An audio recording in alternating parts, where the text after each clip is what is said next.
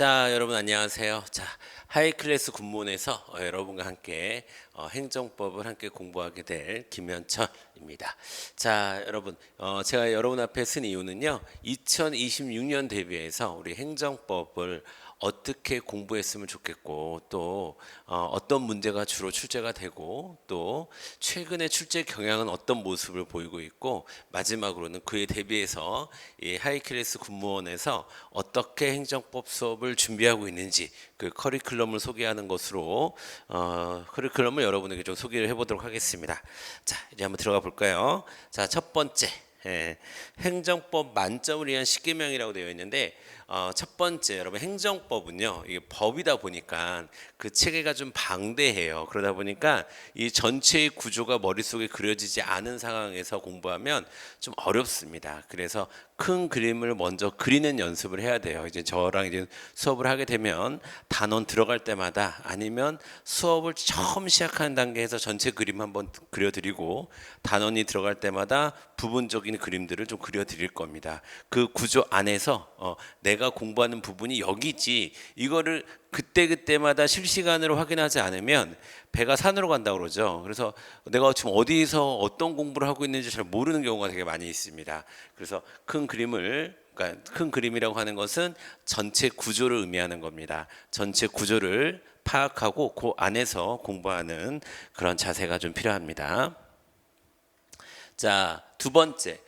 제일 이제 어려워하는 것이 용어 문제입니다. 용어 법이다 보니까 우리가 일상생활을 살아가면서 법이랑 그렇게 친하진 않잖아요. 그렇죠? 그러다 보니까 이 또 이 판사들이 쓰는 이제 고유한 표현들이 있어요. 법 쪽에 있는 사람들만 쓰는 표현들 그런 것들을 제가 좀 수업 시간을 통해서 여러분들에게 잘 설명을 드리도록 하겠습니다.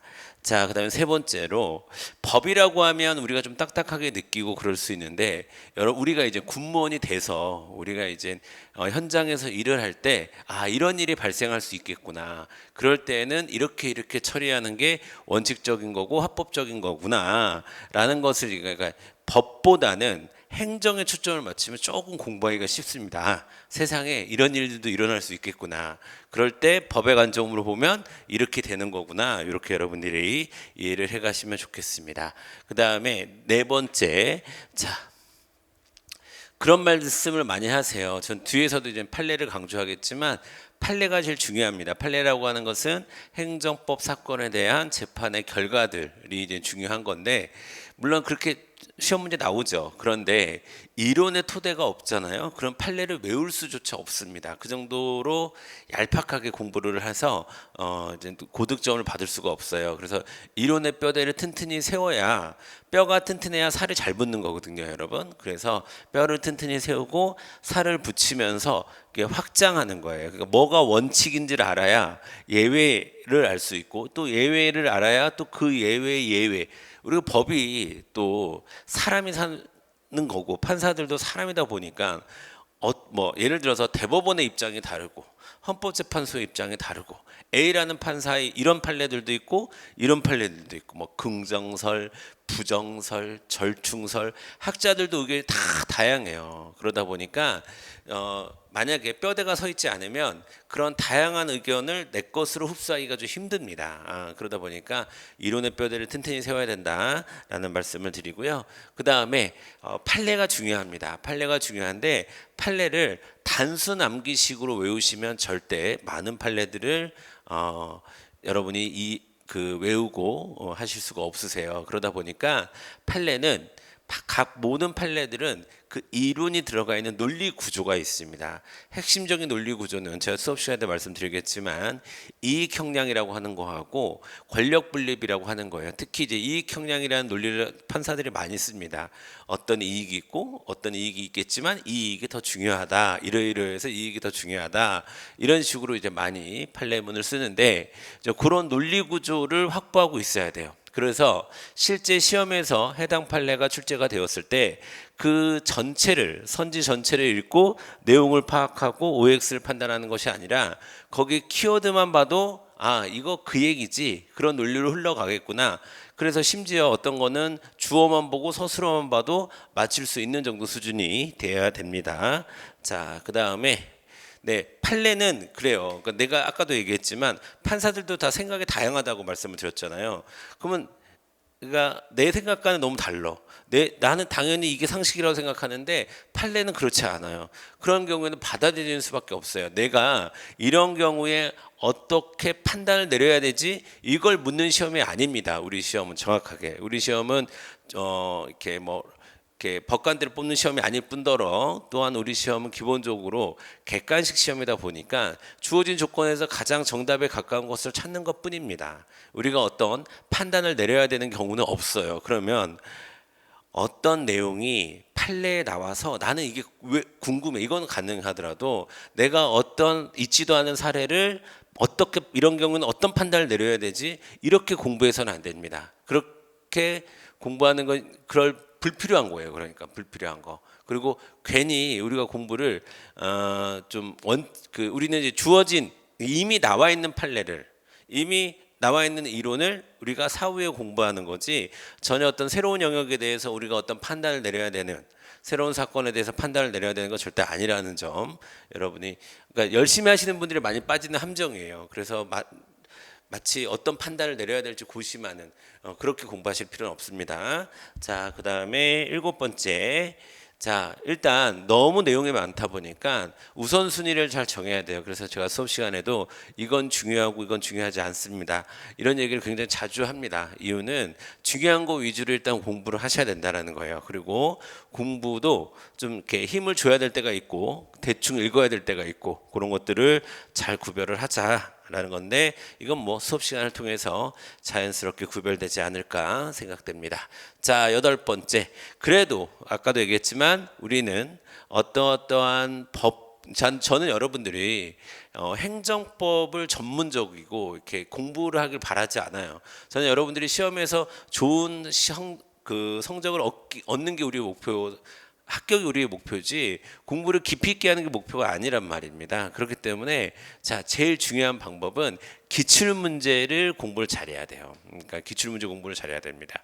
그래서 저는 개인적으로 이건 저의 기준인데 수험생과 이제 공부를 막 시작한 사람과 진짜 수험생과 구별하는 시점은 사실은 기출회독입니다. 기출회독을 정상적으로 할 수 있는 능력이 있는 사람이 저는 수험생이라고 보거든요. 그래서 일단 기출문제 풀이가 가장 중요하다. 그래서 기출문제 풀이는 그럼 언제 하는 게 좋냐? 처음부터 끝까지 하는 겁니다. 처음에는 어떤 내용이 출제되는지 알기 위해서 기출문제를 보는 거고 그 다음에 중간중간에 내 실력을 점검하기 위한 목적도 있을 테고 혹은 출제 포인트를 암기하려는 목적이 있을 테고 목적은 서로 시기마다 다르겠지만 처음부터 끝까지 기출문제를 끼고 살아야 돼요. 아시겠죠? 자, 그리고 그래서 저희도 이제 수업 시간에 문제풀이를 병행할 예정입니다. 자, 그 다음에 노트를 만드는 것이 좋습니다. 서브 노트를 만들어서 이제 행정법은 어떤 구조를 갖고 있는 거기 때문에 여러분들 스스로 구조화 시켜내는 노력들을 해봐야 돼요. 이거는 그 어떤 사람들이 대신해주는 좋은 책을 가지고 여러분이 공부를 하는 것보다는 여러분들 스스로 한번 만들어 보는 게 훨씬 더 도움이 된다는 사실 말씀을 드리고요. 자, 마지막으로 복습이 제일 중요하죠. 복습이 제일 수업을 들으셨으면 복습을 하시는데 복습의 생명은 속도입니다. 그러니까 그 시기. 그러니까 수업이 끝나자마자 복습하는 게 제일 좋아요. 그러니까 복습을 예를 들어서 수업을 오늘 듣고 복습을 한 3일 있다 한다. 그럼 다시 공부하는 것과 같은 현상이 생길지도 모릅니다. 우리의 공부는 워낙에 휘발성이 심한 공부이다 보니까 그래서 복습은 가능한 빠른 시점에 최대한 빨리 하는 게 좋아요. 수업을 4교시 수업을 들었는데 복습을 한 8시간 걸려서 한다. 좋지 않습니다, 여러분. 아시겠죠?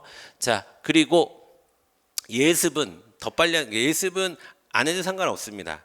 근데 하면 좋은 거죠. 정확히 말씀드리면 하면 좋은 건데 하는 것도 우리가 이런 내용을 대략 공부하겠구나 정도 수준에서 예습을 하시면 되겠습니다.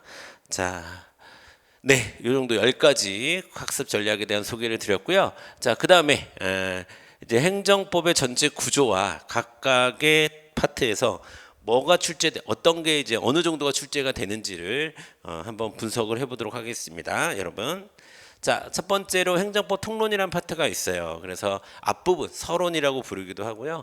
자, 여기에서는 뭐 행정법, 행정법 관계, 특히 공법 관계인지 사법 관계인지, 그다음에 사인의 공법행위라고 해서 신고에 대해서 공부를 하고 또 개인적 공권 뭐 이런 것들에 대해서 공부를 해요. 여러분 행정법은 앞과 뒤가 이렇게 딱 그 데칼코마니처럼 딱 이렇게 연결이 되는 구조를 갖고 있습니다. 그래서 자, 그거 이제 뭐 예를 들면 개인적 공권은 뒤에 원고 적격이랑 연결이 되고 뭐 이런 식으로 돼 있어요. 자, 그런 게서 앞부분에서 한 4문제에서 5문제가 출제가 되고요, 여러분. 자, 그다음에 행정작용법이라는 게 있는데 이게 이제 우리가 흔히 얘기하는 처분에 대한 내용이고요. 행정법에서 제일 중요한 개념이죠. 처분이 뭔지. 자, 그거와 관련된 내용이 총 9문제에서 10문제 주된 내용으로는 행정입법, 원래 행정은 입법을 하는 게 좀 어색하잖아요. 근데 행정도 입법을 합니다. 대통령령이나 총리령이나 부령 같은 거 만들고요. 그 다음에 행정행위, 처분에 대한 내용입니다. 여러분 들어보셨을 수도 있는데 재량이네 기속이네 뭐 하는 것들, 그 다음에 뭔가 하자가 있으면 그 하자가 취소 사유인지 무효 사유인지, 그러니까 여기 파트에서는 계속 구분하는 문제예요. 구분하는 문제. 취소야 무효야, 기속이야 재량이야, 처분이야 아니야, 이런 것들을 계속 구분하는 연습을 우리가 판례를 보면서 하게 될 겁니다. 여기서 그 밖에라고 하는 것은 위에 있는 행정입법이나 행정행위 말고 그 밖에 뭐 행정계획이나 확약이나 공법상 계약이나 이런 것들도 합니다. 이런 것들을 우리가 그 밖에 행정작용이라고 얘기하고요. 그 다음에 이제 뭐 행정 절차나 이런 것들을 어떤 절차에 의해서 해야 되는지, 또 정보 공개나 또 개인정보 보호와 관련한 이런 얘기를 이건 근데요 거의 법령 그대로 공부를 합니다. 그래서 이거는 법령 특강으로 따로 빼거나 아니면 한꺼번에 법령을 그대로 같이 읽으면서 공부하는 것이 훨씬 더 효과적이다라는 거 좀 말씀을 드리고, 그 다음에 이제 행정 작용을 하면 국민들이 그 행정을 잘 따라주나요? 예, 잘 따라주는 국민들도 있지만 여러분처럼, 근데 그걸 안 따르는 국민들도 있습니다. 그러면 세금을 내라고 했는데 안 내. 그러면 안 내는구나 하고 있어야 됩니까? 아니죠. 내게끔 만들어야죠. 뭔가 행정을 했는데 그 행정에서 발생하는 의무를 이행하지 않았을 때 그걸 이행하게끔 만들거나 아니면 이행하지 않은 것에 대해서 벌을 주거나, 그런 것들을 우리가 행정의 실효성 확보 수단이라고 얘기를 합니다. 자, 그런 거 여러 종류가 있어요. 여러 종류가 있는데 거기에 대한 이제 공부를 할 텐데 여기에서 한 3-4문제가 출제가 돼요. 자, 그리고 이제 행정 작용으로 인해서 어떤 이제 피해를 봤으면 혹은 그것에 대해서 인정할 수 없을 때 법원을 찾아갈 수도 있고, 아니면 행정심판위원회를 통해서 행정심판을 제기할 수도 있고, 아니면 뭐 손해를 배상해라라고 주장할 수도 있고, 아니면 적법한 행위에 의해서 그 특별한 희생을 치른 거라면 어떤 손실 보상을 요구할 수도 있고, 뭐 이런 것들을 우리가 다 합쳐서 행정구제라고 얘기해요. 행정구제. 여기서의 백미는 행정소송이죠. 자, 여기서의 백미는 처분입니다. 여기서의 핵심은 처분이에요. 이 행정작용법과 이 행정구제법은 딱 연결이 돼 있는 거예요. 그래서 여기서 요 두 가지가 보시면 여기서 거의 한 9에서 10문제 대부분이 여기서 출제가 되는 거죠.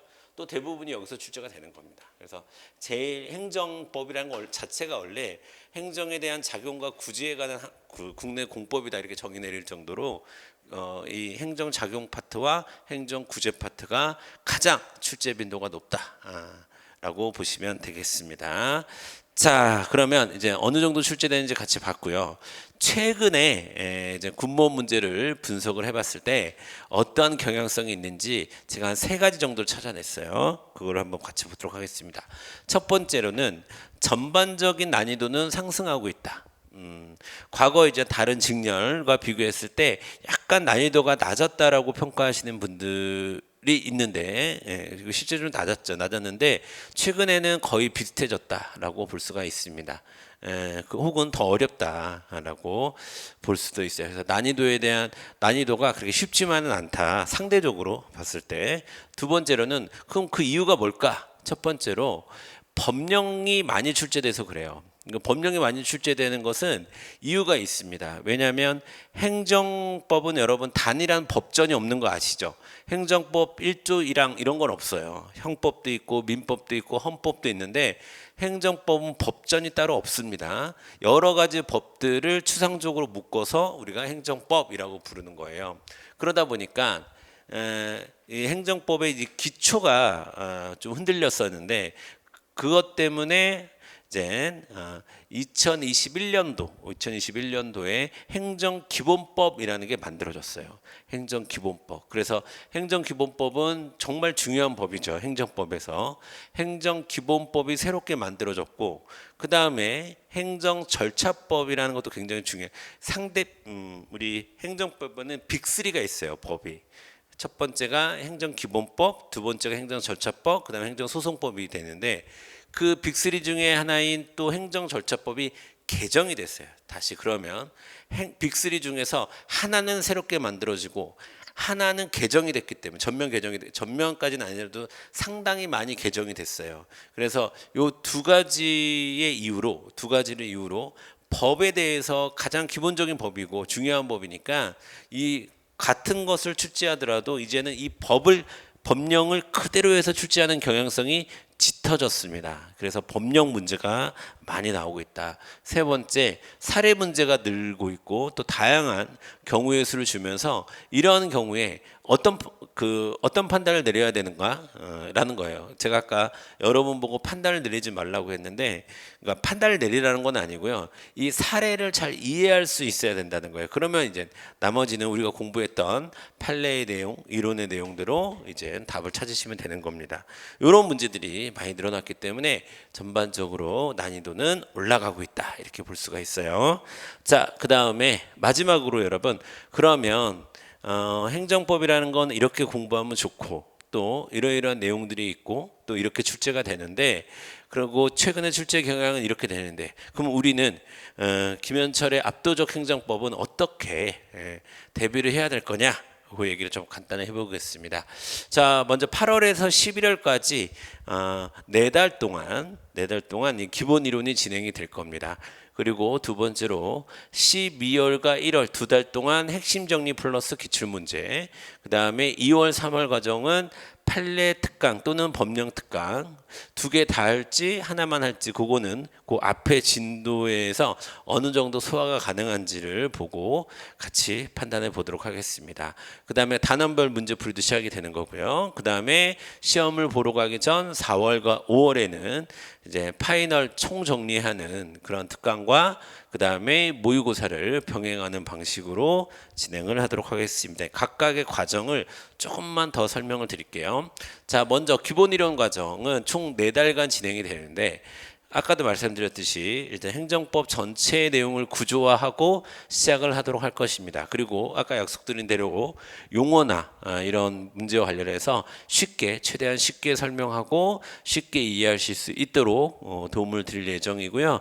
그 다음에 이제 우리가 이제 보통 행정법 공부를 하면 이론, 법령, 판례 이 세 가지를 공부하게 되는 거예요. 그러니까 저희가 그러면 이것들이 하나의 흐름으로 정리될 수 있는 게 굉장히 중요해요. 이론은 이론대로 돌고 법령은 법령대로 돌고 판례는 판례대로 돈다 머릿속에서. 그러면 그거는 실제 시험에서 사용하기가 힘듭니다. 그런 지식들은. 그래서 그걸 하나로 꿰는 작업들이 있을 거고요.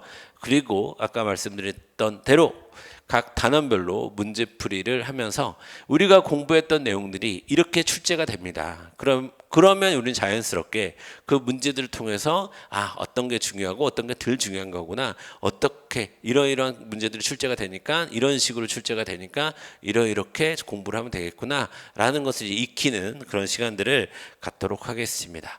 자, 두 번째 과정에서는 우리가 기본 이론 때 배웠던 내용들 중에서 좀 더 출제 빈도가 높은 주제들을 다시 한번 약간 깊이 있게 다루는 시간을 가질 겁니다. 그게 이제 핵심 정리가 되는 거고요. 그 다음에 이제 기출 문제를 좀 철저하게 분석을 하는 시간을 좀 가질 거예요. 그래서 그 기출 문제를 통해서 우리가 어떤 것들을 평소에 암기하고 있어야 되는지 포인트 정리를 같이 할 예정이고요. 그래서 일단 이론과 문풀을 좀 스마트하게 연결하는 과정이다라고 여러분이 이해를 하시면 되겠습니다. 그 다음에 세 번째 판례 특강 플러스 단원별 예상 문풀, 이제 중요 판례나 중요 법령을 좀 같이 볼 예정이고요. 특히 아까 잠깐 말씀드렸던 행정절차법, 행정기본법, 그 다음에 정보공개법, 개인정보보호법 이런 거 법이 그대로 출제가 되는 것, 그런 것들은 좀 따로 모아서 공부할 필요가 있습니다. 그 다음에 단원별 예상 문제를 통해서 아까 말씀드렸던 사례 문제 같은 것도 집중적으로 한번 잡아볼 계획이고요. 그 다음에 문제 푸는 거는 맞추고 안 맞추고 중요한 게 아니라 내가 어떤 문제를 풀었으면 그 문제를 통해서 내가 공부한 이론들이 정리가 돼야 돼요. 그래서 문제를 통해서 이론을 정리하는 이제 마지막 기회가 되는 거죠. 그 다음에 이제 마지막 단계 파이널 특강 모의 문풀 요 단계에서는 이제 파이널 압축 특강을 하게 되고요. 어떻게 보면 이건 서머리죠. 총정리하는 거죠. 그 다음에 동형 모의고사를 통해서 실전 감각을 높이고, 그 다음에 동형 모의고사는 좀 어려운 주제, 지엽적인 주제, 또 최신 판례, 최신 법령, 기존의 기출 문제로 소화하기 힘들었던 이런 것들을 좀 많이 보는 이제 기회예요. 그렇죠? 자, 그래서 최대한 빈틈을 막는 그런 역할을 하는 거고요. 그래서 사실 내가 지금 시험 보면 2, 30점 나와. 근데 7, 80, 6, 70점 올리는 거 어렵지 않아요. 그런데 한 80점대에서 95점, 10점, 15점 더 올리는 게 그렇게 쉬운 건 아니에요. 훨씬 더 어려운 거거든요. 그 과정을 도와주는 게 모의고사 과정이다라고 보시면 되겠습니다. 네. 자, 이렇게 해서 우리 짤막하게 학습 전략과 커리큘럼에 대해서 소개하는 시간 드렸고요. 여러분 이제 하이클래스 군문으로 오셔서 이제 저와 함께 여러분들이 가진 꿈들을 이루실 수 있게 제가 최대한 저의 모든 역량을 다 투자해서 여러분들의 합격을 돕도록 하겠습니다. 예, 들어주셔서 정말 감사하고요. 또 다음에 더 좋은 기회에 얼굴을 뵙도록 하겠습니다. 고맙습니다.